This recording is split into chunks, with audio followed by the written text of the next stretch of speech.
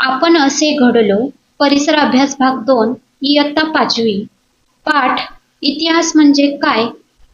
यातील की पॉइंट्स आपण पाहणार आहोत. भूतकाळात घडलेल्या घटनांना समजून घेण्याच्या शास्त्राला इतिहास म्हणतात. काळ तसा अखंडच असतो. आपण व्यवहाराच्या सोयीसाठी काळाचे भाग पाडतो.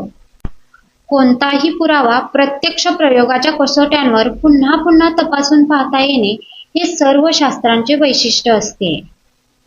प्रत्येक पुरावा वेगवेगळ्या कसोट्यांवर तपासून तो विश्वास ठेवण्याजोगा आहे की नाही हे ठरवण्याच्या पद्धतीला शास्त्रीय पद्धत असे म्हणतात. इतिहासात भूतकाळातील घटनांचा अभ्यास केला जात असून इतिहास केवळ कल्पनेच्या आधारे लिहिला जात नाही.